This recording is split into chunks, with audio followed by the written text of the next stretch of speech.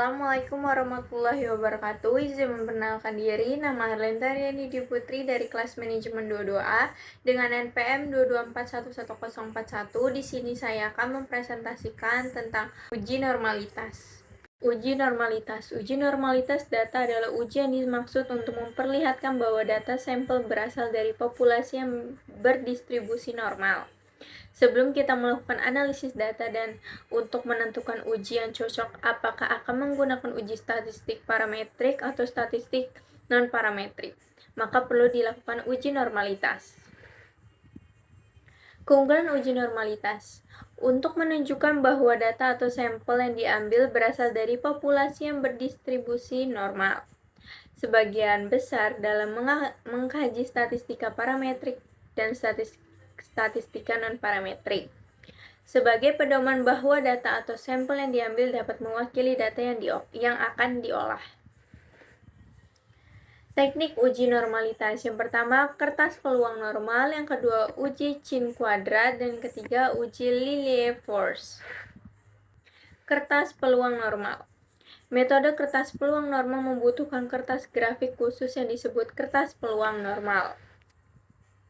Contoh soalnya, tabel distribusi frekuensi berat badan 140 siswa SMPN 1 Bengkulu. Bisa kalian lihat tabelnya. Langkah-langkahnya. Yang pertama, buatlah daftar distribusi frekuensi kumulatif berdasarkan sampel yang ada. Bisa kalian lihat juga tabelnya. Yang kedua, ubahlah menjadi daftar distribusi frekuensi kumulatif kurang dari. Dan bisa kalian lihat juga.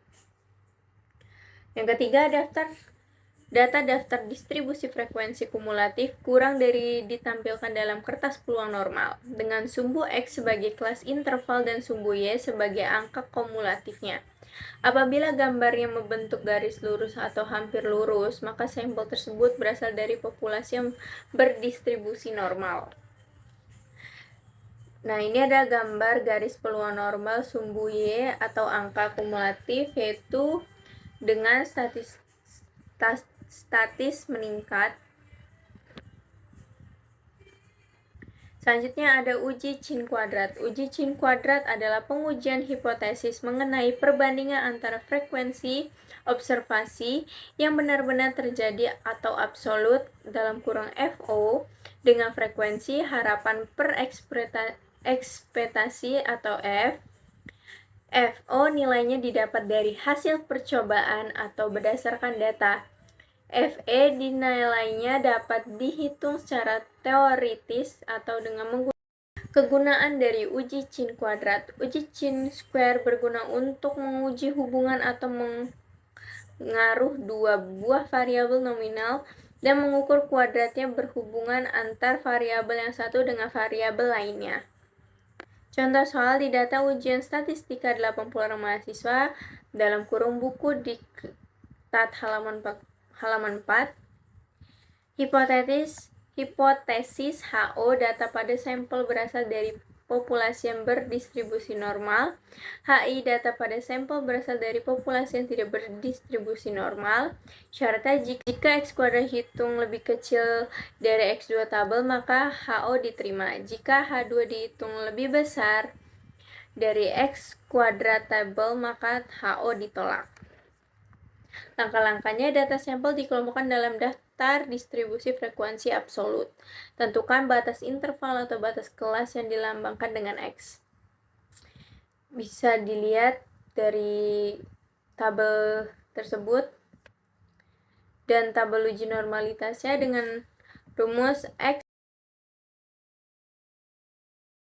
0,88 dan S-nya 14,181 sampai 14,18 dan N-nya 80.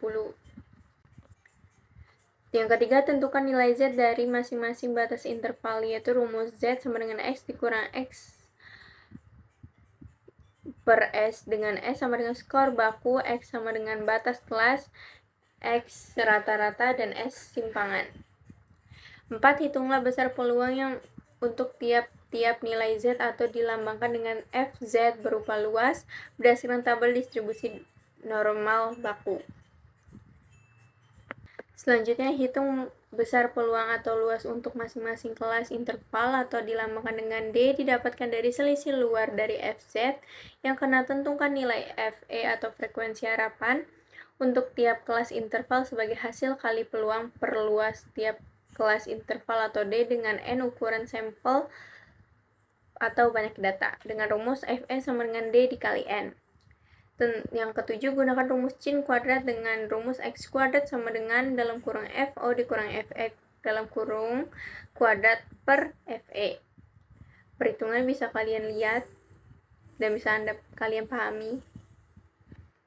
Yang 8, tentukan nilai x kuadrat berdasarkan tabel sin kuadrat buku Surjana dan cara melihat tabel sin kuadrat. Tentukan taraf signifikan Q, biasanya sering digunakan taraf signifikan Q 0,05 dan tentukan nilai DF dengan rumus DF sama dengan K dikurang 3 dengan K adalah jumlah baris pada frekuensi. Selanjutnya ada uji Lilliefors. Metode Lilliefors menggunakan data dasar yang belum diolah dalam tabel distribusi frekuensi. Data ditransformasikan dalam nilai Z untuk dapat dihitung luasan kurva normal sebagai probabilitas kumulatif normal. Probabilitas tersebut dicari bedanya dengan probabilitas kumulatif empiris, beda terbesar dibandingkan dengan tabel Lilliefors.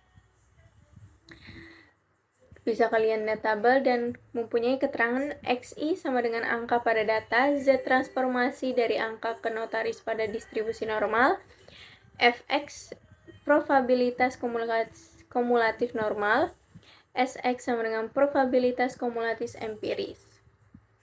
Persyaratan A data tunggal atau belum dikelompokkan pada tabel distribusi frekuensi. B dapat untuk N besar maupun N kecil. Signifikansi. Signifikansi uji nilai Fx dikurang Sx terbesar dibandingkan dengan nilai tabel Lilliefors. Jika nilai Fx dikurang Sx terbesar lebih kecil nilai tabel Lilliefors, maka HO diterima, HO ditolak. Jika nilai Fx dikurang Sx terbesar lebih besar dari nilai tabel Lilliefors, maka HO ditolak atau HA diterima. Sekian presentasi dari saya, maaf jika ada salah kata. See you the next video. Saya akhiri, wassalamualaikum warahmatullahi wabarakatuh.